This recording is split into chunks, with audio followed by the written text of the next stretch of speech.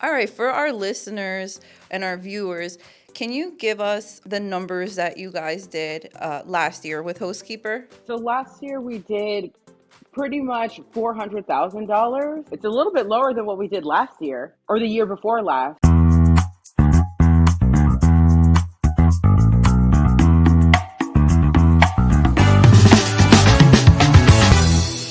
On this episode of the Cleaning Business Mentor podcast, I had the absolute pleasure of interviewing a very, very close friend of mine. She is a mother, a wife, and a serial entrepreneur. Many of you in the cleaning industry know her as the Queen of Airbnb. We have Miss Mila the Hostkeeper. So I personally have the pleasure of being your friend outside of Clubhouse, Instagram, and social media.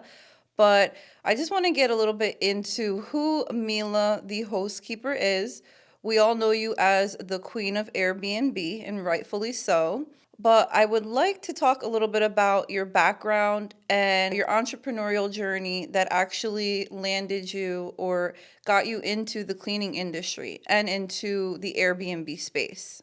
So, who am I? Yeah, that's a great question because I'm trying to figure it out too. My background is I grew up really in a really strict household in the middle of Oklahoma. My dad was in the military, and so he would be gone a lot because of his work, and my mom would be at home with like four kids, raising them by herself, and we didn't have family around. So it was difficult to be the oldest daughter of a Afro Latino family. If you're African diaspora or Latino diaspora, y'all know what I'm talking about. It was hard for me, and I actually really did not even dream that big when because I grew up in Oklahoma. Like nobody's doing anything out there.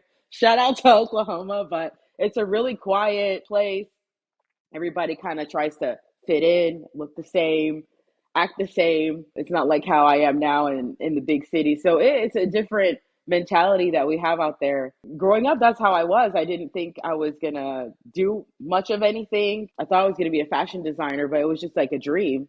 We moved to Texas when my dad retired from the military, and I was done moving. I was tired of moving. So I went to the University of Houston and I said, I'm going to go there. That's when I kind of like my personality flourished. Y'all will never believe that. I was just a shy kid. I never spoke I could ever. not imagine you shy at all whatsoever.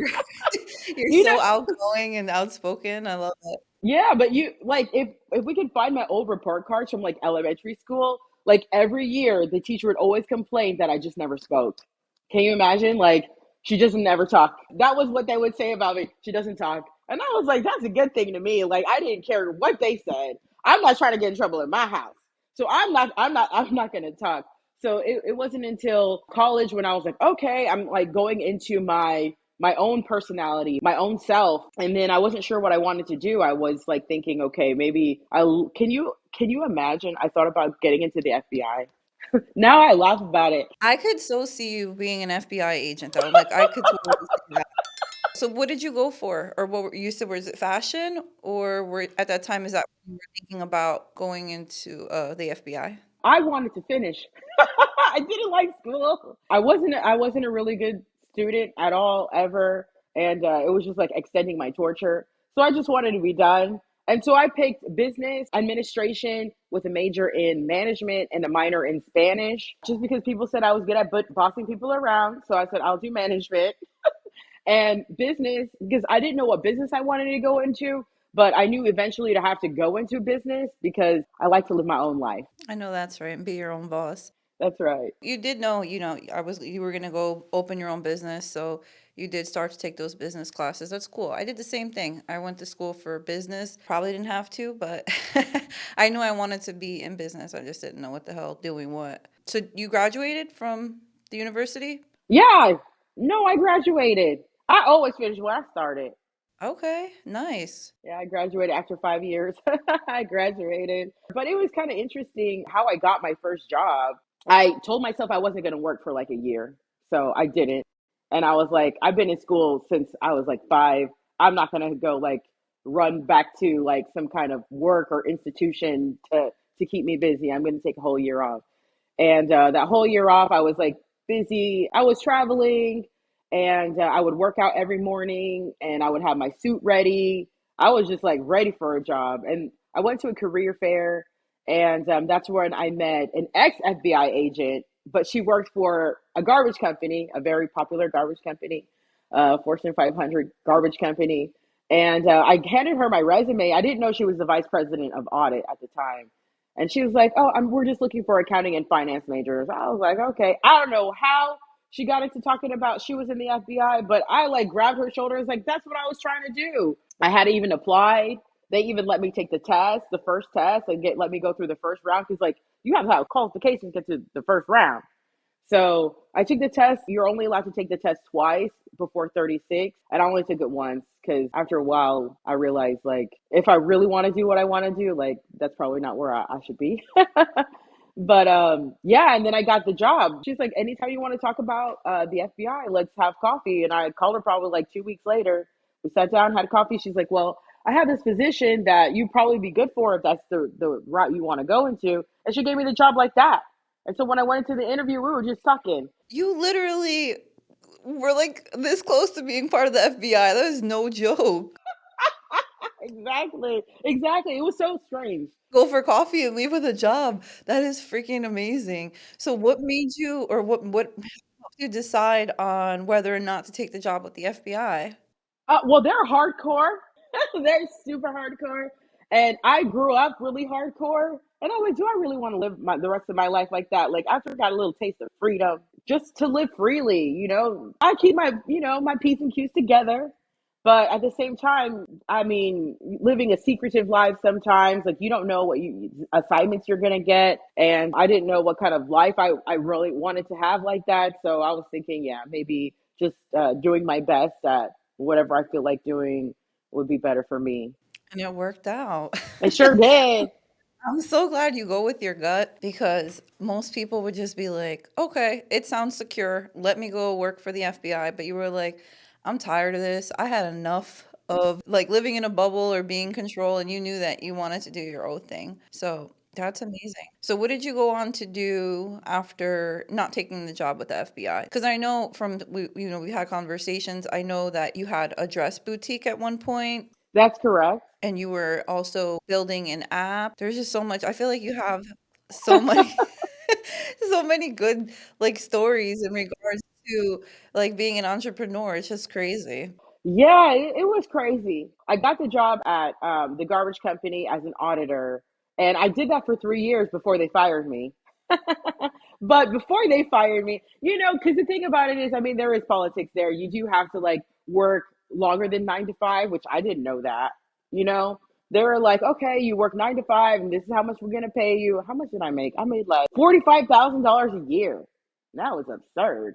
But that's what they say. You got to work extra hard, and people were saying to like 6, 7, working on the weekends. And I was like, this is not for me.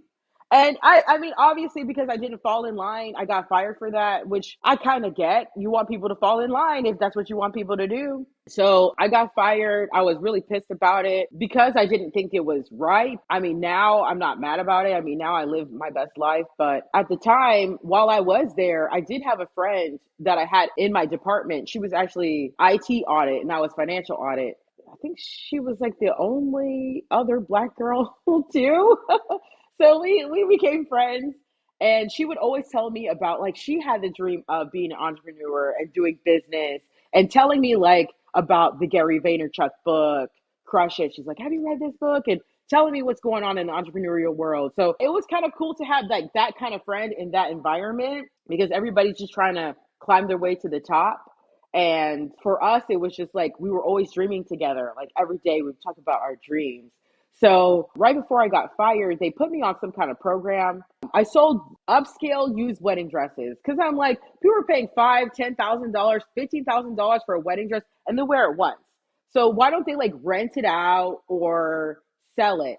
And so I put on Craigslist to every woman that was selling their wedding dress on Craigslist. I would send them an email saying, it would be safer if your dress was in my store because I'm there selling it. You don't need strangers coming into your house trying to sell this dress.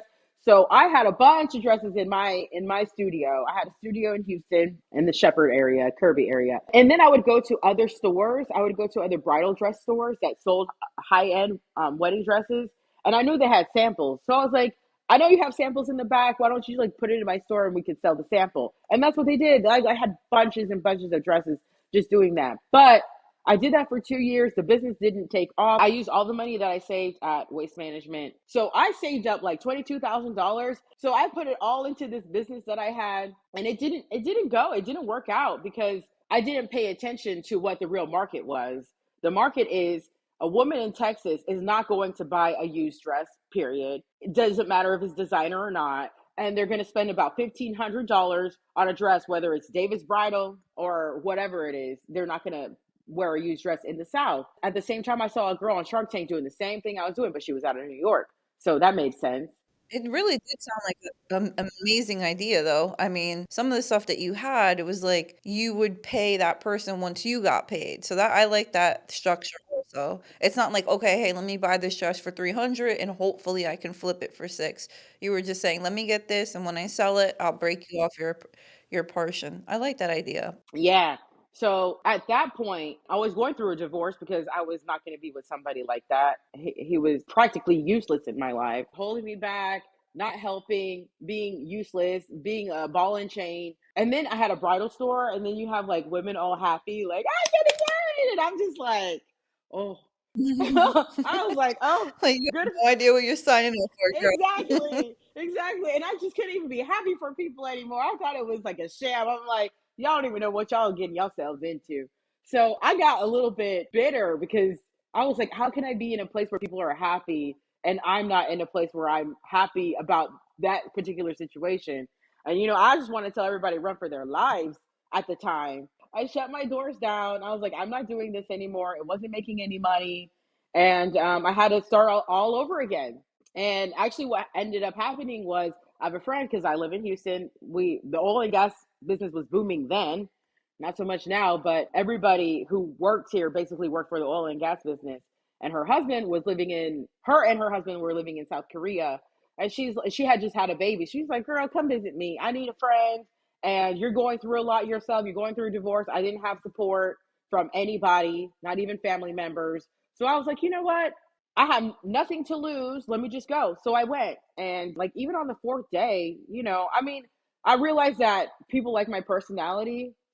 Slowly, I'm realizing that. And on the fourth day, there was this lady. She owned a restaurant. She was going to turn it into a bar. She's Korean, but she used to live in Houston and she knew Houston and everything. So she was like, I want you to work for my bar. Your English is good. She would pay me like $2,000 a month. I mean, and I was having a good time. That's a lot of money. Yeah, yeah, it was a whole lot of money. And I was staying with a friend. I would work from like 5 p.m. until like, I don't know, 2 o'clock in the morning.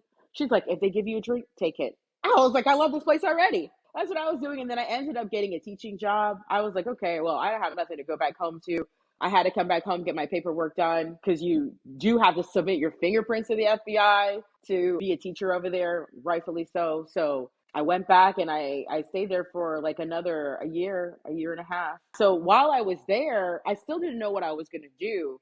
So, but the whole time they have these places called PC Bong. It's like an internet cafe, but like they take it to the next level. You have like a section that you can smoke in. I wasn't a smoker, but like you have like these big screens, and mostly kids are in there playing their video games. You could get some ramen noodles and sit down and do your work. So, and it was like maybe $1 an hour. It was something super cheap. And it was really nice and sophisticated. So I would sit there and I only worked 20 hours a week. The school I work for sponsored my apartment and my bills. So they paid for my apartment and my bills and they just paid me $2,000 a month. So that money was for whatever I wanted to use. And I only worked 20 hours a week. So what I did with my other 20 hours is I would go to the PC room and I would listen to podcasts and learn how to get number one on Google, just like a niche website. Pat Flynn, if anybody doesn't know him, he was like big time in like 2000, like 13, 2012, back then, with all the information on a podcast. Like he would give all the information and he would do this thing called niche site duel. And a niche site duel is basically like everybody's competing to start any kind of niche website, buy a domain, and get number one on Google for it so that you can put ads on there.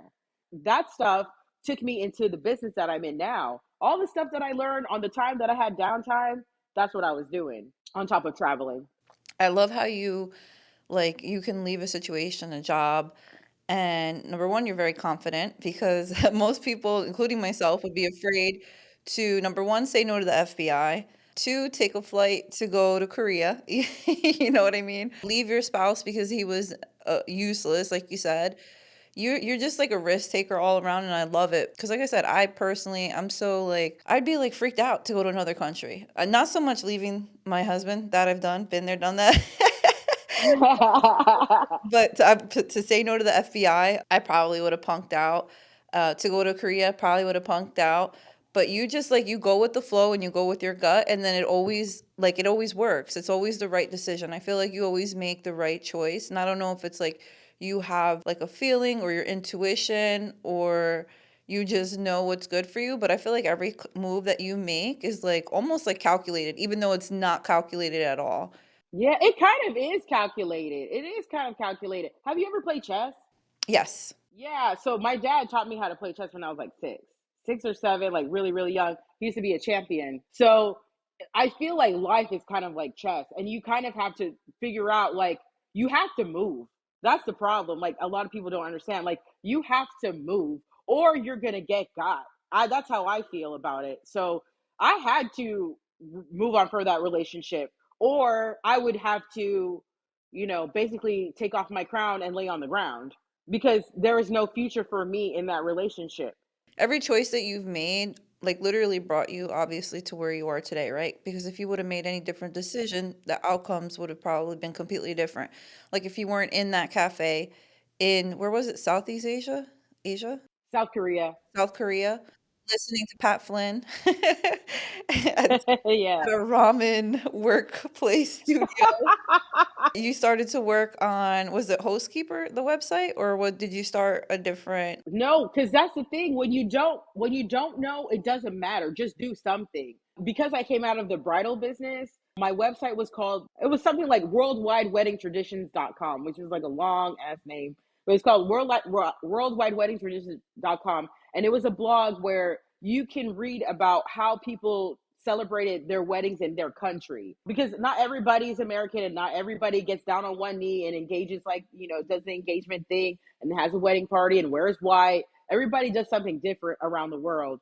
So I would make a blog about that. I think I did like 68 countries, and then I would put ads on there. I didn't make that much money. I made like 170 bucks like every 3 months. But it was a challenge. It was like a learning experience for me. After that, that's when I was ready to build my website for my business, that's when I was able to get number one on Google from the stuff that I learned before. That's awesome. You literally took what you learned from Pat Flynn in Asia and applied it to Hostkeeper. I think that's awesome that you also taught yourself, number one, how to write a blog, how to throw a website up. You're pretty much self-taught in everything that you've learned, which is pretty amazing to me. Because you just mentioned like I'm self-taught and everything, and the thing about it is like you say I'm confident, but I think you have to build your own power, and I think the only way you build your own power is through yourself. Nobody was there to cheer me on. Nobody was there to tell me I can do it. Actually, I got the complete opposite. So I had to give myself my own juice and talk to myself and tell myself I can do things. So when it came to like not having a successful business, I went to South Korea and I learned how to read Korean. And then I was like, I never thought I would be able to read that. And then I was like, you know what? Let me take it to the next level. Let's see how far I can learn. Because then you feel like you know you're in your late 20s. You think you're too old to learn something. That's how I felt. Like, oh, I'm too old to learn something. But I was like, who says who? Says who? I'm too old to learn something. So then I was like, I'm gonna learn how to read Korean. I'm gonna learn how to speak Korean. Actually, my boyfriend at the time over there, he was from Uzbekistan, so he spoke Russian. And I was like, I'm gonna learn how to read Cyrillic, which is their alphabet, and write it. And I did. So that's how I gassed myself up. I had to gas myself up and be like, I can do these things. So that means whatever obstacles I get, I can do it because I was able to do these other things. So I always try to do stuff that is challenging just to prove to myself that I can get to the next level. I love that. It's the complete opposite of self-doubt and negative talk to yourself. You're like, I can do it. I don't need anybody cheering me on. I'm gonna learn this. And you made everything a challenge. Learning another language is, to me, super difficult. So the fact that you learned how to read and write Korean and then later on learn how to read Russian because that alphabet is so intimidating and actually speak Right. the It is. language is really impressive. You're so smart, Mila. Like literally.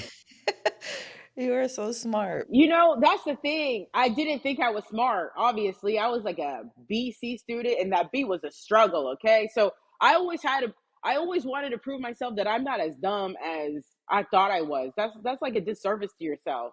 Like, oh man, I was dumb. I was not good in school. Okay, so what? You can be good at other things. You don't have to be just good at the institution. This is the biggest deal. You don't use any of that stuff in real life. I mean, maybe some of the English, but all that math and science, Yeah, I don't think I ever used it not once. even a little bit. So how did Hostkeeper come to be? What was the pivot for you to be a part of the cleaning industry? It was just like a little tiny idea, like little tiny idea. So I came back from South Korea. I had this app idea. I wanted to make a travel app because there's people doing some amazing things traveling. And I know us as Americans, like we're kind of scared to go out and do stuff and travel, but there are people like discovering amazing things out there. So I was like, I'm going to do a travel app and I'm going to move to Austin, Texas, because that's where all the techie people were in Texas. And I like Texas. So I went to Austin and I stayed at a couple different Airbnbs for like a month. And there was one Airbnb I stayed at that I really liked how this lady was doing it. It was a 4 bedroom house, but in Austin, everybody kind of like roommates, even grown people. So it's kind of congested over there. So she had each room and you had a key to each room. So I had my key to my room and it was her little business. She traveled a lot. So I was like, I would like to have this. Like the bed was made like a hotel bed, all tucked in. Had a little mini TV. Had a mitt on the bed. I had a piece of paper with like what's the local grocery store, what's the local coffee shop, and I was like, I would love this, but I want somebody else to take care of it. And who would take care of it for me? That's where the idea came.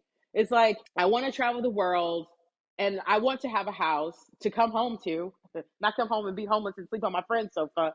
And it ended up that like that idea never left my head. And at the time I was in Austin, I had a job where I was working from like 5 until midnight, just data entry for our oil and gas company. Just putting in data. They had a piece of paper, and I'm just putting whatever that paper said into the computer. It was so boring. But I remember thinking on my breaks, like, okay, let me buy this domain name. And I first bought bnbcleaners.com, which I still own, and I'm going to do something else with that.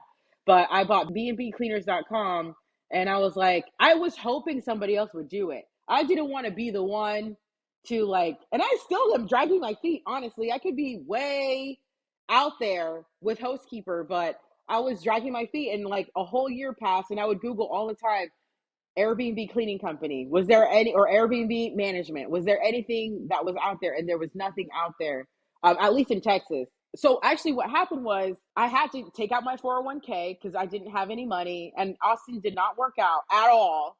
That was with the data entry. Yeah, I was in Austin with a data entry, but what happened was by the end of that month, I finally got an apartment that I signed up for, and it was like the way they do things in the apartment complex is they rent out each room, and the apartment complex rents out each room.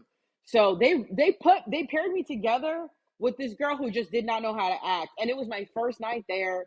I remember blowing up my my little air mattress and locking the door because I got home, like I got to my apartment like around 1 o'clock in the morning, and all the lights were out. So I thought everybody was sleeping. And actually, I only had one other roommate because the other room was free.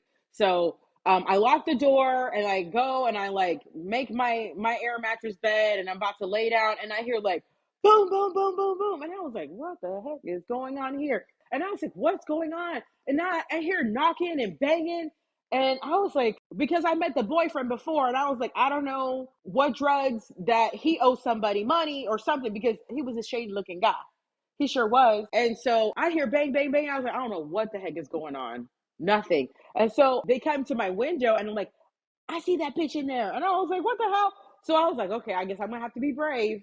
I said, who are you? Like, what do you want? And they're like, you need to open the door. We live here. And I was like, if you live here, why don't you open the door with the key? It's 1 o'clock in the morning.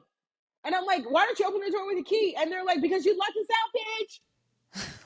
Inside lock without knowing. And I thought everybody was sleeping because it was dark in there and it's 1 o'clock in the morning. I never even met this roommate. Actually, to this day, I don't even know what her face looks like because it was dark. I guess the neighbors called the police. I guess because the place was made out of tin too. It was like a cheap apartment complex. The neighbor probably called and said that somebody had a gun because the police were out there. They came into the room. It was dark in the whole apartment and in the room. So, like, with just a light and a gun barrel in my face, that was not cool. So, I have a gun barrel in my face. They tell me to get down on my knees, put my hands behind my back, and or whatever they tell you to do. Put your hands up, put your hands behind your back, and they walked me outside. And I could hear like the neighbors coming to the door, looking in their peephole or whatever. And I'm like, this is too ghetto for me. I said, this is not it. I'm going home straight up. So I called my brother, and my brother's like, okay, you can hang out with me for a little bit. And then I hung out with him for a little bit, then went to a friend's house. And then I was at my friend's house for like, I don't know, 2 months sleeping on his sofa. So I was like, you know what? I'm just going to have to jump in the water because I didn't have a car. I didn't have a job. I didn't have a roof over my head. Like, I was at zero.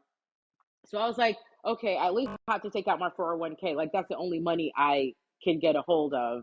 And I'm not going to borrow money from anybody because I don't know when I'm going to pay them back and I don't want to ruin a relationship. So, yeah, I took out my 401k. And what I did with that, I bought a car cash. I bought a little Toyota cash and I got an apartment. I paid 6 months rent up front because I didn't have a job. And they were like, you don't have a job. I'm not going to let you stay here. I was like, will anybody pay you 6 months up front? I started to learn how to negotiate. Okay. I needed a roof over my head. So they're like, okay, we'll give you a place to live. So I was living over there in the hood where everybody was living with each other. And I was like the only one there who like lived by myself. But after all this other experience, I was not living with anybody else like that again. I was not having roommates with all this drama that was around surrounding me. And I needed to focus. And then my 6 months at the apartment was coming up. So it's like now I got to pay the other 6 months with money. So I was like, okay, I got to do something. And that Airbnb cleaning business never left my head.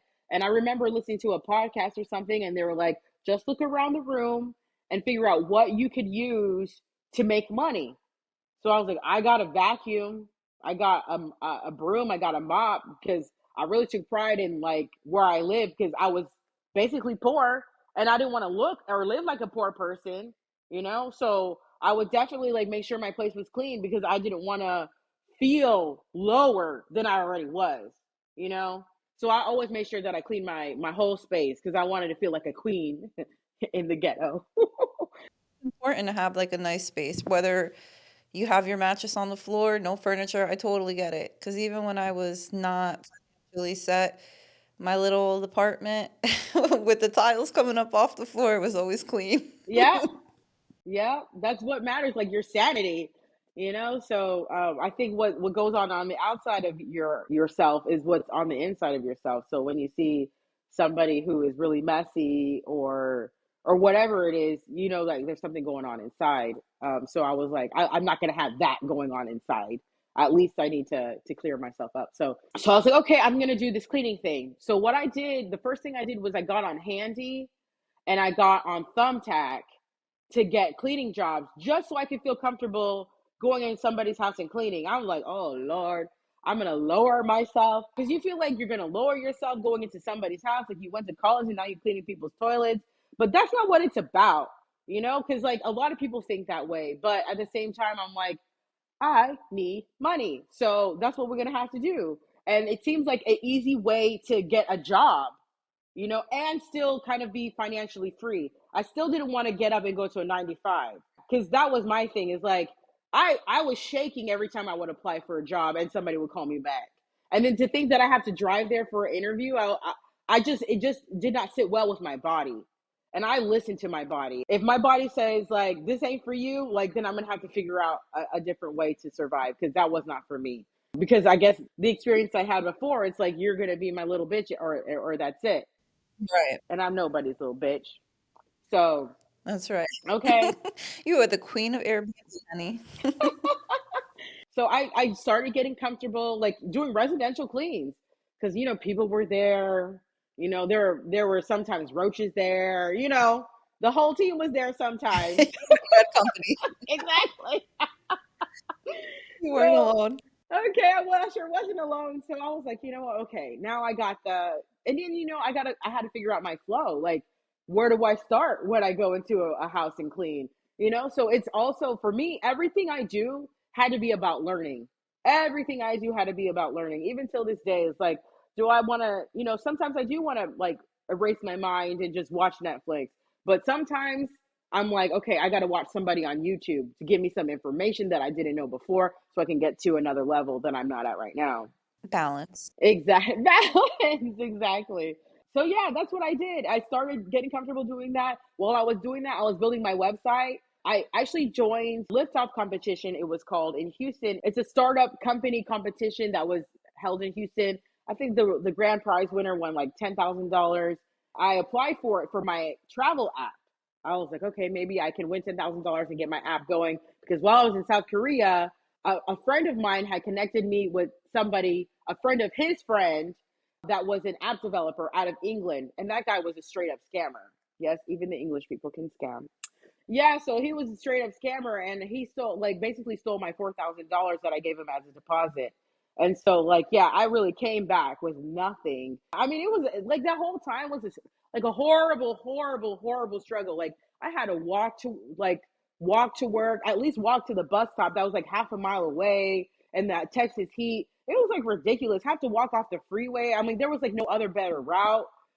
I couldn't even Uber. Like, it was really bad. And so, like, I really every day was thinking, like, how do I dig myself out of this hole? I don't want to be here. I don't want to be around poor people. I don't want to be around broke people. And I'm one of those poor people right now, but I don't want to be here. I want to be, I want to be at a different level. That's what I had to tell myself every day to get myself out of that, because you can get comfortable paying less and living less. Oh, absolutely. There's always that help that you can get somewhere. You can get comfortable, but you were like, no, I can't be here. This is temporary. This is not what I see for myself. That's right. And I had to remind myself of that every day so that I don't get comfortable. So I would always push myself. And I remember, like, I really had my back against the wall. So I'm like, you know what? I'm going to build this website over the weekend. I didn't really have that many friends. I wasn't worried about dating. I wasn't worried about friends, because guess what? They're not paying my bills.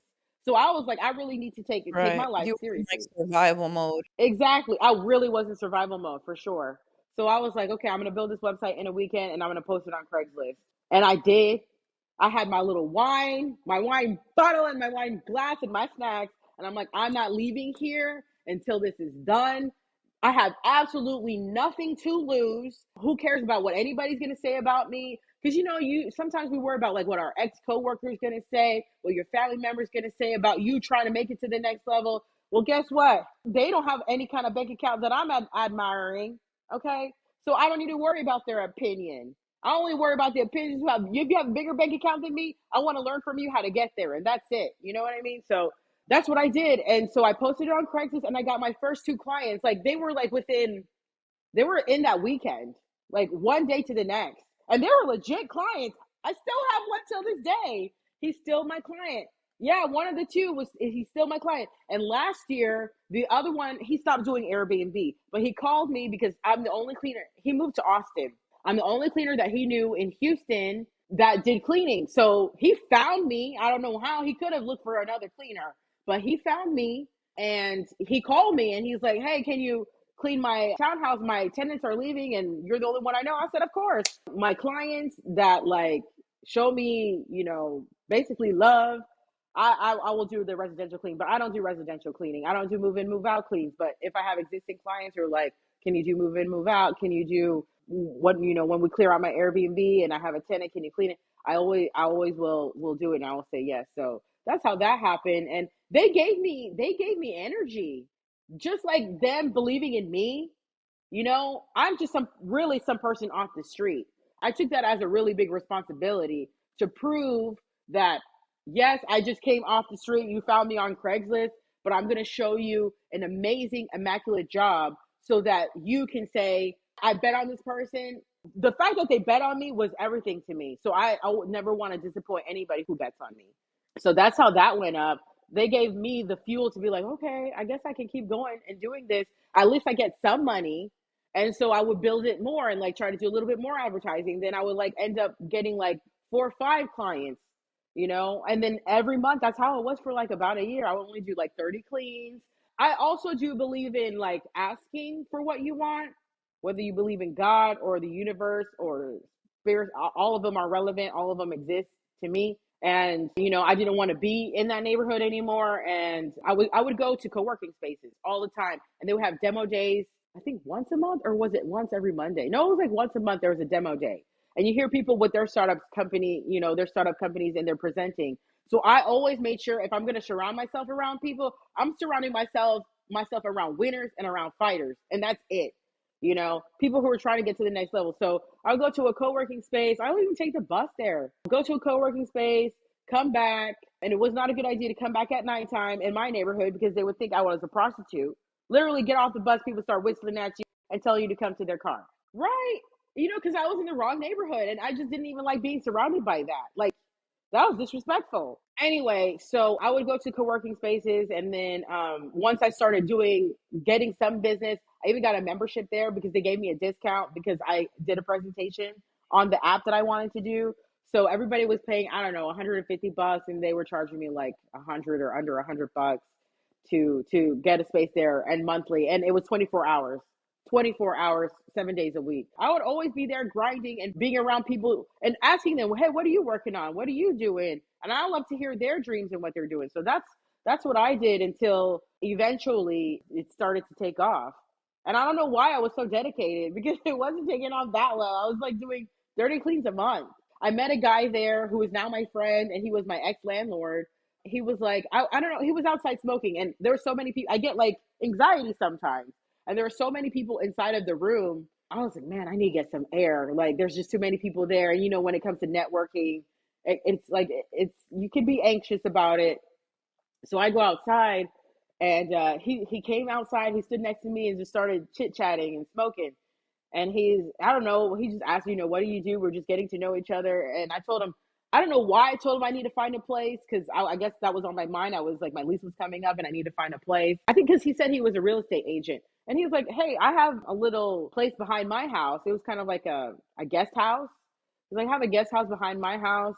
It's available. The girl who was there, she just moved out. I was like, and it was like $850 a month. I was like, I'll take it. No bills, no nothing. He had all the bills on his house. It was actually 800. And and that was a lot for me. I love how you always like you speak up. First of all, you're very sociable. You're always talking to people, and somehow you always find, and it's not somehow, it's because you're outspoken and you like to network, but you always find like opportunity. Like it's amazing. Just from that one conversation, it's like boom, I got something for you. You know what I mean? But because you put yourself out there and actually, engage with others. Yeah, that's what happened. And then I ended up living back there, and I still wasn't making that much money because I remember I would have to ask him, can I please pay you $400 on the first and $400 on the 15th? Like, I promise I'll have that money by the 15th. I'm sorry that I have to do it like this, but the thing about it is, he really helped me through that struggle. Like, it was like nothing to him. I was like, okay, yeah, whatever. I mean, he smokes every day, so that helped. Shout out to Mike. Yeah. Thank you, Mike. Thank you, Mike. Yeah, thank you, Mike. I don't know what it was that he believed in me, that he didn't think I would like, or maybe even if I did swindle him and not pay him, he still took a chance on me. Like, people were taking chances on me, and I was not taking that for granted. And I think that also gave me more power, more energy to say, people who don't even know me are betting on me. So this is my responsibility. This is my duty to do better. It's my duty to do better, to get to the next level, because I have all these random people helping me. The lady who let me be a part of that apartment community, she's my friend now. Miriam, she was the leasing lady. We became friends. I used to go over there and have free coffee with them all the time and just chat it up. Like, ask for blessings, and I got my blessings. No matter how they came, even if it was in the ghetto, I saw that I was being blessed. So it was awesome. Just like your persistence, knowing that, okay, this is the type of situation I'm in, but I'm going to make the best of it and use the resources that you have to get you where you need to go. Whether it was taking the bus, walking somewhere, grabbing that mop and broom, which I think is freaking amazing that you were literally listening to a podcast, right? Like feeding your mind, educating yourself, and you heard, use what you have. And then that's all it took for you to do is to look around the Yes. and you having that idea in your head for months on end about housekeeper, and just like really taking that leap of faith and building something from literally nothing. Like, you were struggling, trying to find your place in the world, trying to get out of the ghetto, but at the same time still educating yourself, enriching your mind, teaching yourself things that you had no clue about, and pushing your limits, and literally like building your life. I mean, everything that you have today, the business and everything else, was because of the work that you were putting in intentionally back then. Even though you didn't know exactly what the future was going to look like, you knew that you had to work toward your goals and get yourself, out of these different situations. 100%. 100%. I had no idea where the heck I was going. I didn't even know the business would blow up the way that it did, but I was ready for the opportunity. I always stay ready. I love that you can also like pivot, right? Because it's like, all right, so the FBI thing, you didn't want to do it. You did the boutique, didn't work out, didn't stop you. Then you started thinking about an app, got scammed by that loser, and then decided to, start the cleaning business because you always had that in the back of your mind. I think that's really important for everybody to understand that if something doesn't work out, it's not the end of the world. It does not mean that you're a failure or you're not a good entrepreneur or business person. It just means you have to pivot, find what works for you, and also like in the situation that you're in or the time of your life. So I feel like you always make do with what you have, and you just keep on pushing even when things don't work out. You just keep pushing forward at all times. It's very inspirational. Thank you. Thank you. Even if you don't know what's at the end of at the end of the tunnel, you have to keep going, and that's it. And the opportunity will present itself.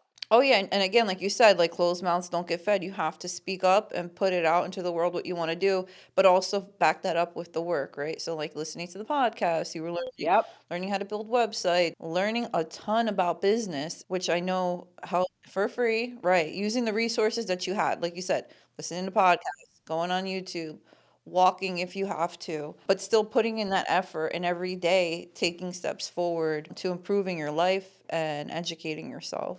Most people would just be like, you know what, this is too hard. I'm not doing it. Get comfortable. It's too hard to be comfortable, especially in this country. You get comfortable, but you're not going to be really comfortable. For real. Is it comfortable living paycheck to paycheck and not eating like healthy food, you know? And not being able to take a vacation, not being able to pay for your car to get fixed? No, come on now. It's harder to live like that. So I will push myself all day long to not have to deal with that kind of stuff. So, housekeeper, the origin of it was you beginning to clean homes. And then, how did you? I mean, I know you were building up your clientele. You said you were utilizing Craigslist, you were utilizing any type of free resources that you had. So, when did it click, or when did you decide, okay, this is going to be housekeeper? Like, this is what it is? Or did you know, like, immediately, like, okay? Yeah, I didn't know immediately. No, I mean, the thing about it is if I'm going to do something, I'm going to keep rocking with it because I have no other no other options. But I didn't think that that's what I was going to keep doing. I honestly thought it was just going to be a means to an end. So I started getting more clients, and I was like at a point where I'm like, I guess I'm going to have to hire people. And that's when I had a mentor that was a part of the liftoff competition, and he became my mentor outside of that because he was telling me, well, we were going through the travel app. He's like, I don't really know about this. And he's like, well, tell me what else you're working on. I was like, well, I'm working on this clean time. He's like, what else are you doing?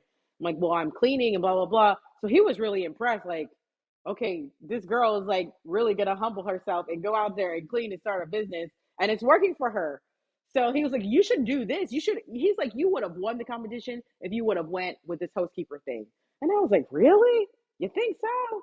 And so he helped me build it. He helped me figure out pricing. My pricing was so cheap. And he's like, well, if you hire somebody, then you need to have also, a part of that money. And I was like, I don't plan on hiring anybody. He's like, what happens if somebody calls and says I have 50 Airbnbs? I was like, I don't know. I guess I'll handle it. Like, I was not taking it seriously at all. But I knew he was serious about me. And that's another thing. When I see people see something in me, some people are like, oh, yeah, thank you. And then they doubt themselves some more. No, I don't like, oh, yeah, thank you. You think I'm smart and that's it. No, I'm like, man, that's my mirror. Maybe there is something. Maybe I do have something here. So let's play it out. Let's explore it.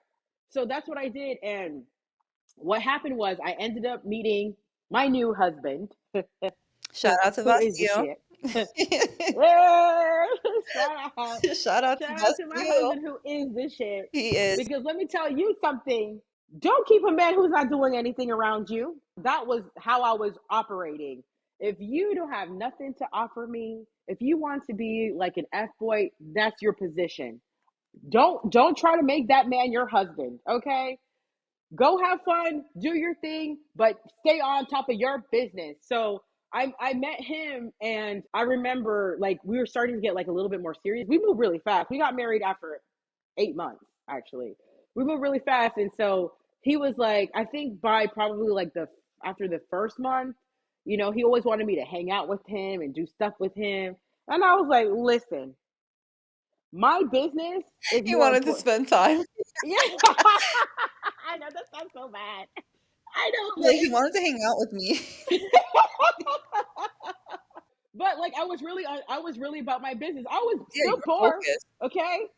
But you were Exactly. focused. You were I'm hyper-focused. hyper focused. If I'm still asking my landlord to pay on the first and the 15th, what business do I have getting into a relationship? Yep, you're absolutely right about that. Exactly. And he even let me borrow money before. That's when I knew he was a good guy. They had to do nothing in exchange. He was like, listen, if you need help, I'll help you. I'll give you the $400 because I can always pay half. I can never pay the other half. But I was like, okay, I'll let you know because I don't like to borrow money from people. Like if it comes down to the wire and I need this money, I'll ask you. And he was a reliable person. He gave me the money. I paid him back the next month. And I was like, okay, this is cool. I can deal with that. And I remember sitting him down and being like, basically, you are nothing in my life. I was so horrible. My business, my business is number one. Men, they come and they go and they try to distract you and derail you from what you're trying to do. And I'm not gonna have you do that. You're not gonna do that for me. I'm not gonna allow you to get in my way. So you either get on the train or you get off the train. But what I'm gonna say, you're not gonna be in my way. And he was like, damn.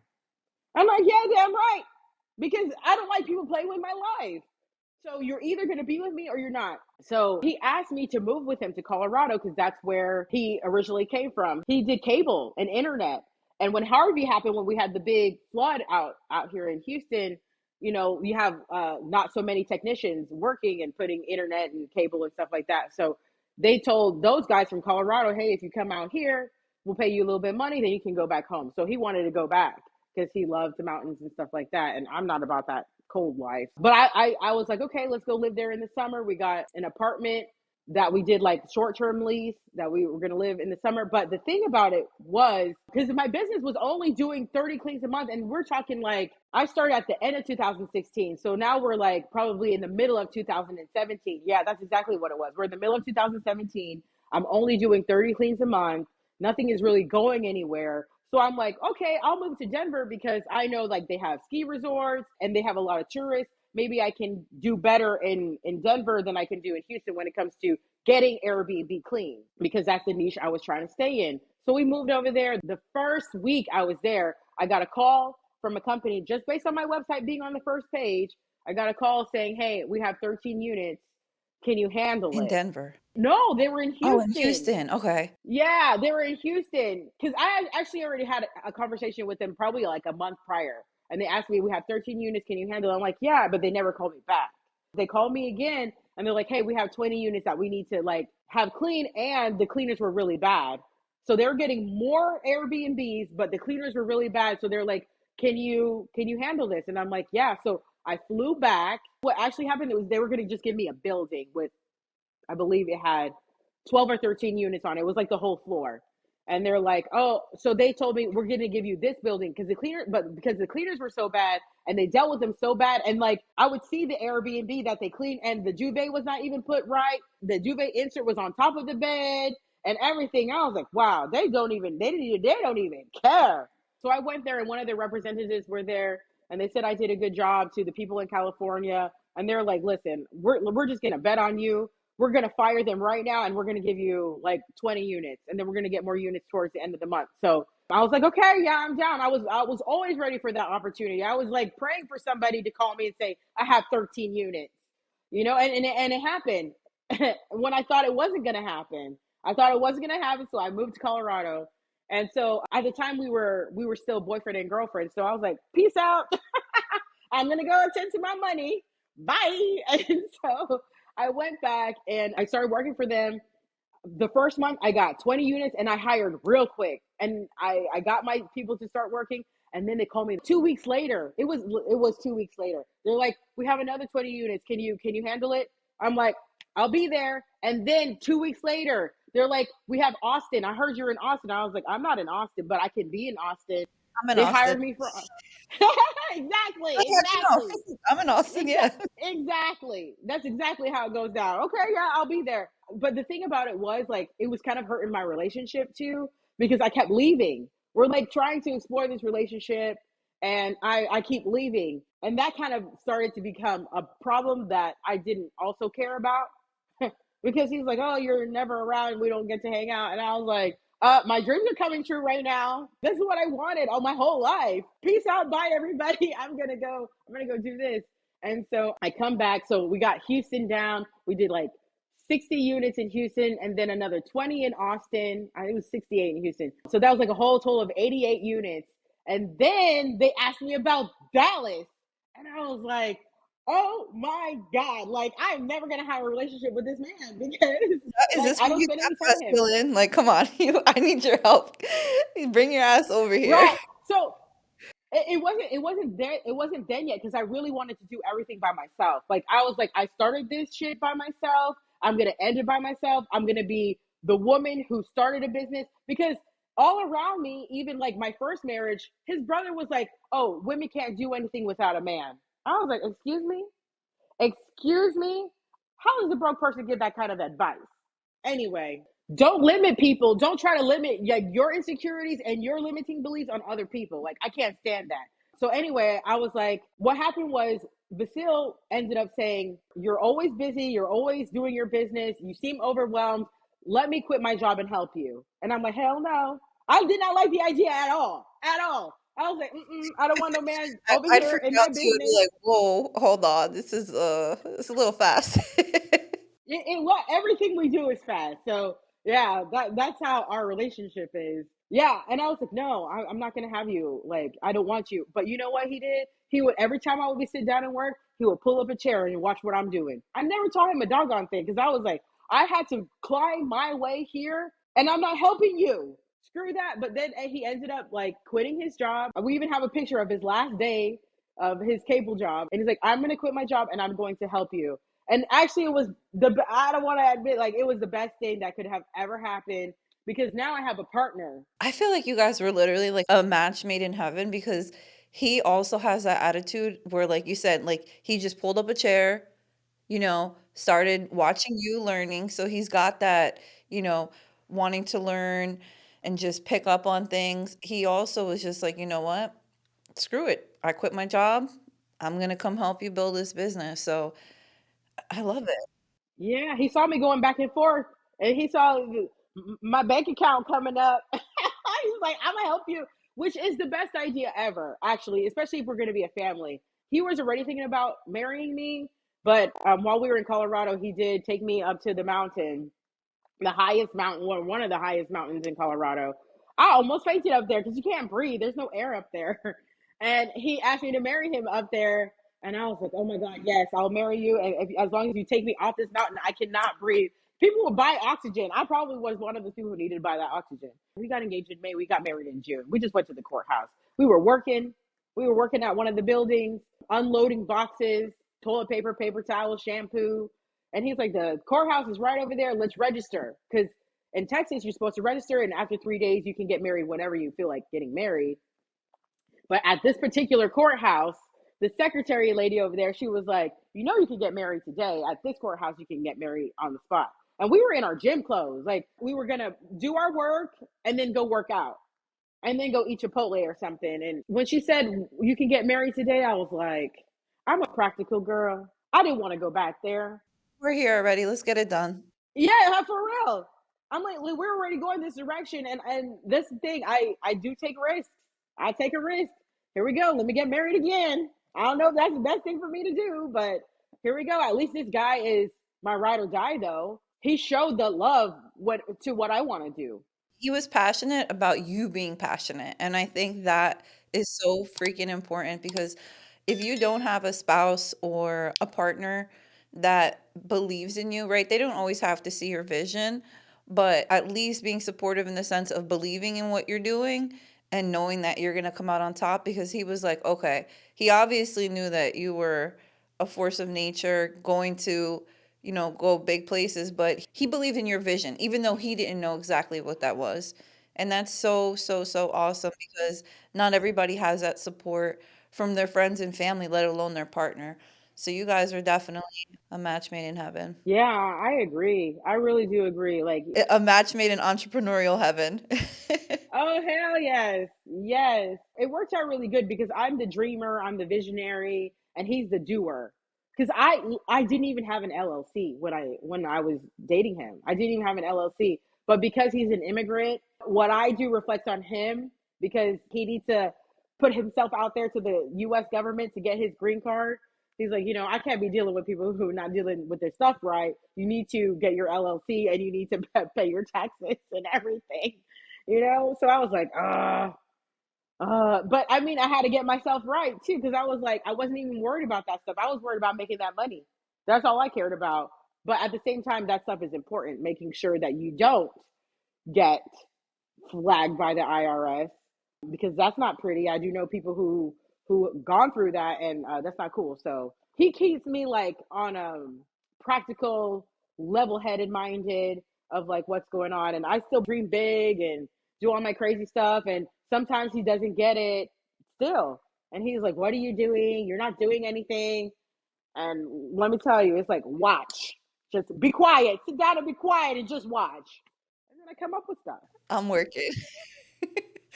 Exactly. So how do you, because I know you guys obviously had Leonie. She's so cute. I love her. We got pregnant a month after we got married. Oh, shoot. Yes, sir. Okay, We I was got just gonna yeah. ask. Yes. I was just gonna I'm ask telling you, who did everything Leonie was fast. picture. Okay, so literally, okay, so 9, 10 months after you get married, now you guys have a brand new baby. No, no, Can not even after. We were dating for like 8 months. On the eighth month, we get married. On the ninth month, I had to get pregnant. We got married in June, and then it wasn't until June, July, August is when I'm like, my regular functions ain't functioning no more. something's different. Something's different. Yeah, exactly. We went to like Kroger, so we went to the grocery store to get a pregnancy test.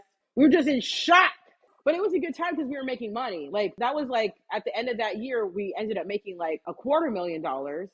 So it's like, oh, this pregnancy is gonna be all right. I'm not gonna worry about paying bills, nothing. I was not stressed. I'm usually under stress. Like at that particular time, I was happy to be pregnant and not stressed because financially we were doing amazing. I could buy things that I couldn't buy before. I could go to Trader Joe's and buy expensive cheese. You know what I'm saying?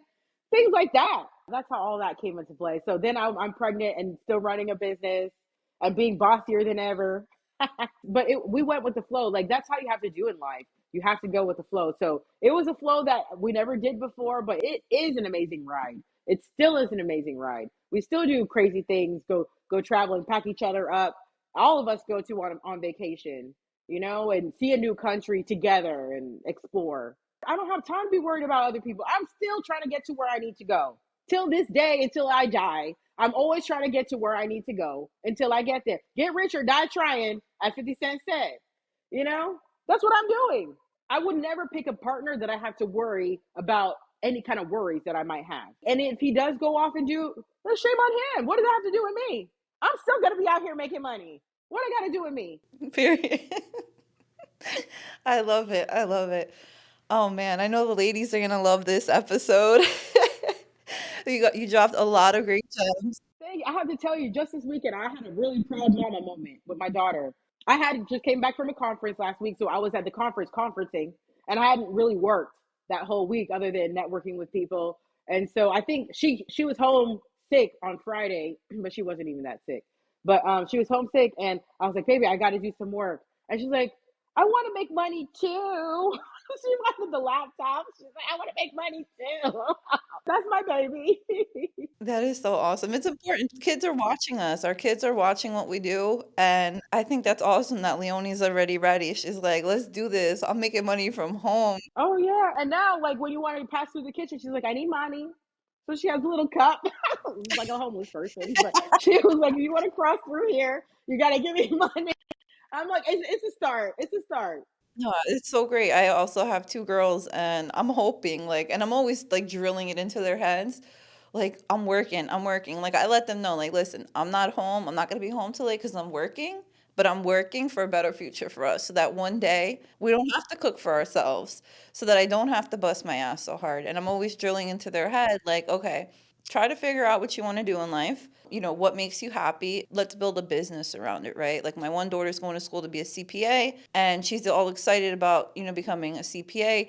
And I'm already like, all right, when you graduate, you're going to go work for somebody else for a little bit, learn everything that you can, and then open your own firm. So, yeah, I love that they pick up on that stuff and that we're making them feel empowered and also teaching our girls and our children in general that we don't have to depend on a partner, right? We should want to be our best selves, be financially stable, and really just be able to live on our own and be happy with the person that we are and really just be happy in life in general. Because, at the end of the day, if you're not happy with yourself, if you're not happy with your job, the amount of money you have in a bank account, you're not going to be able to get into a relationship and you can't, and then expect that person to fill some type of void or make you happy for the things that you lack.